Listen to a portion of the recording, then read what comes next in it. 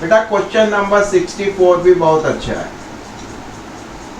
एक आपके पास स्ट्रिंग है और उस पे एक बॉब या पेंडुलम आपका लटका हुआ है, एम आई राइट? आपने कहा है इस स्टोन जो एल लेंथ में रखा हुआ है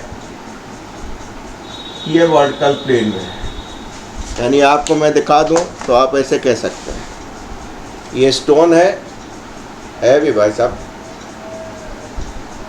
और ये लेंथ हमने यहाँ पकड़ ली, इसको एल मान दें, ठीक। अब आपको इतनी वेलोसिटी देनी है कि ये हॉरिजॉन्टल हो जाए, न्यू हो जाए, मतलब यहाँ पे कोई वेलोसिटी होगी और एक वेलोसिटी यहाँ पे आपको चाहिए जस्ट यहाँ तक पहुँचने की, ठीक। तो इस वेलोसिटी में और इस वेलोसिटी में जो चेंज होगा वो आपको बताना है। बहुत सिंपल सी बात है कि हमने कहा सर यहाँ पे हमने u दे दिया और ये घूम के पहुँच गए यहाँ। जब यहाँ पे होंगे तो इनकी वेलोसिटी क्या होगी? ध्यान रहे velocity is a vector quantity, यानी यहाँ u से चले हैं, वर्टिकल प्लेन में है तो अंडर ग्रेविटी चले ये होगी, यहाँ पे जो वेलोसिटी डायरेक्शन होगी ये होगी। चेंज इन वेलोसिटी हमने आपको बताया है, वेक्टर है तो वेक्टर का यूज करेंगे। फाइनल वेलोसिटी एक चीज हमने और बताई आपको, याद आ रहा है? आई जे माइनस आई माइनस जे। तो आप कहेंगे सर ये ऊपर जा रहा है जे में जा रहा है, तो आप कह सकेंगे कि फाइनल जो है हमारा ये है। इनिशियल देखिए आई की तरफ जा रहा है और चेंज हमेशा डिफरेंस होता है। कहाँ जा रहा है बेटा? इधर जा रहा है, यानी आई।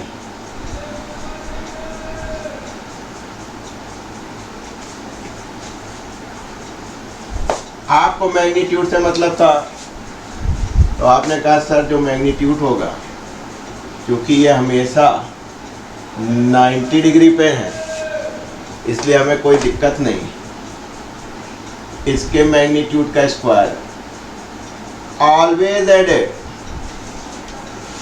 मैग्नीट्यूड इज ऑलवेज एडेड, ये तो डायरेक्शन हो सकती है, प्लस इसका स्क्वायर।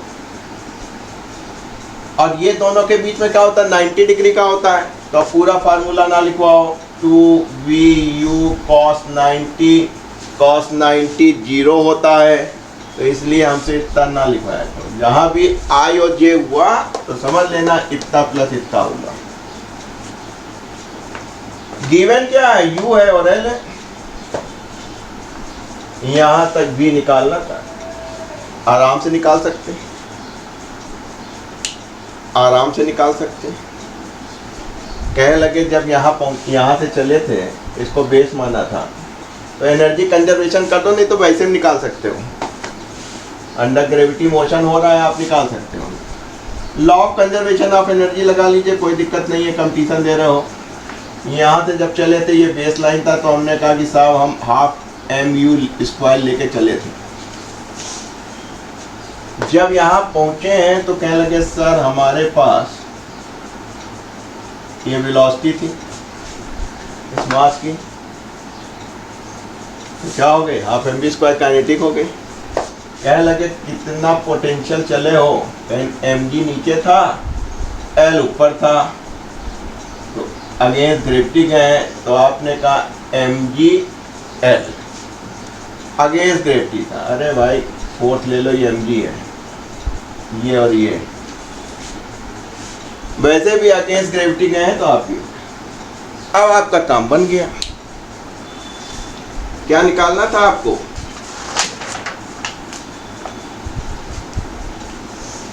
भाई आपका पोटेंशियल एनर्जी में गेन क्या हुआ?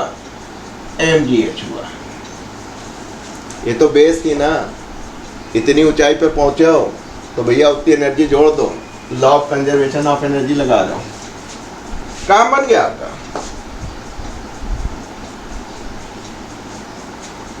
दो से और गुणा कर दीजिए पूरी इक्वेशन को तो u square v square plus 2gl।